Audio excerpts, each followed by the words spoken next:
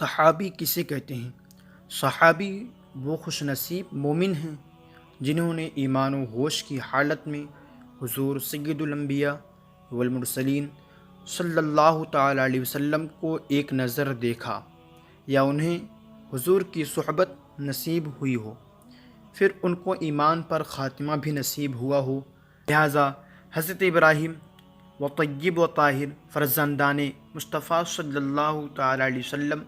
جو بچپن ہی میں وفات پا گئے، یہ میرے حضور صلی اللہ تعالیٰ علیہ وسلم کے صاحبزادے تھے۔ یہ صحابی نہیں، کیونکہ انہوں نے شیر خوارگی میں حضور کو دیکھا جبکہ ہوش نہیں ہوتا، اور حضرت سیدنا عبداللہ ابن مکتوم نابینا صحابی ہیں، کیونکہ وہ بزرگ اگرچہ نابینا ہونے کی وجہ سے حضور کو دیکھ نہ سکے مگر اس صحبت میں حاضر تو ہوئے۔ اور جو لوگ حضور سید عالم صلی اللہ تعالیٰ علیہ وسلم کے بعد مرتد ہو کر مرے، جیسے مسلمہ کذاب پر ایمان لے آنے والے، وہ صحابی نہیں، کیونکہ صحابیت میں ایمان پر خاتمہ ہونے کی شرط ہے۔ البتہ وہ لوگ جو مرتد ہو کر پھر ایمان لے آئے، جیسے اشعث بن قیس یا زمانہ صدیقی میں زکوٰۃ کے منکر جو بعد میں تائب ہو گئے، وہ صحابی ہیں۔ مذہب اسلام میں صحابیت سب سے بڑا درجہ ہے۔ پیغمبر کے بعد صحابی ہی اعلیٰ رتبے والے ہیں۔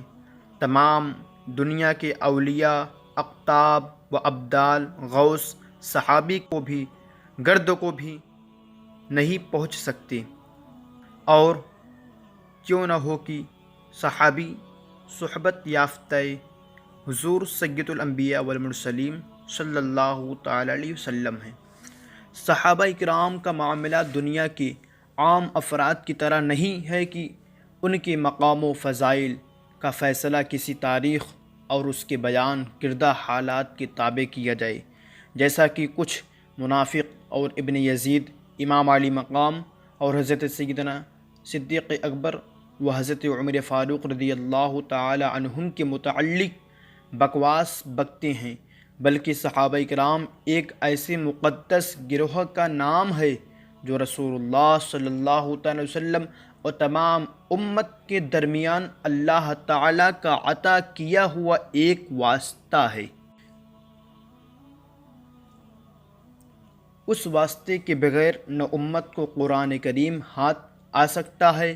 اور نہ ہی حضور سید عالم صلی اللہ تعالی علیہ وسلم کی ذات پاک اور آپ کی تعلیمات کا علم ہو سکتا ہے، اور نہ ہی قرآن حکیم کی ان آیات کا جو مجمل ہیں جن کا بیان حضور سرور کائنات صلی اللہ تعالی علیہ وسلم کی ذات پاک پر چھوڑا گیا ہے۔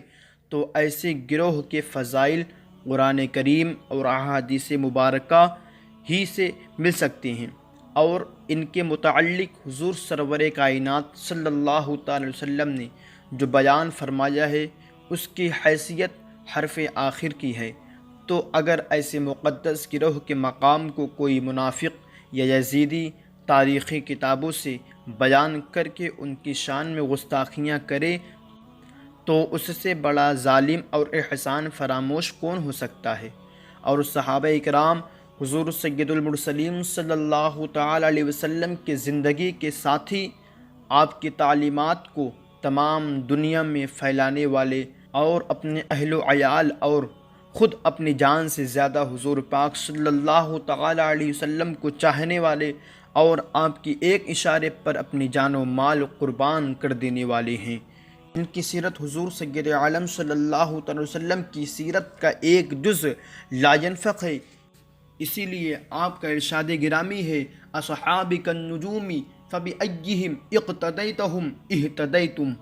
یعنی میرے صحابہ تاروں کی طرح ہیں، تو تم ان میں سے جن کی پیروی کرو گے ہدایت پاؤ گے۔ ایک اور حدیث پاک میں ارشاد فرمایا، فعلیکم بسنتی وسنت الخلفاء الراشدین المہدیین تمثلوا بہا، یعنی اپنے اوپر میری سنت اور میرے خلفائے راشدین کی سنت لازم کر لو۔ اس لیے یہ مقدس گروہ عام لوگوں کی طرح صرف کتب تواریخ سے نہیں پہچانے جائیں گے بلکہ آیات قرآنیہ و احادیث کریمہ سے پہچانے جائیں گے۔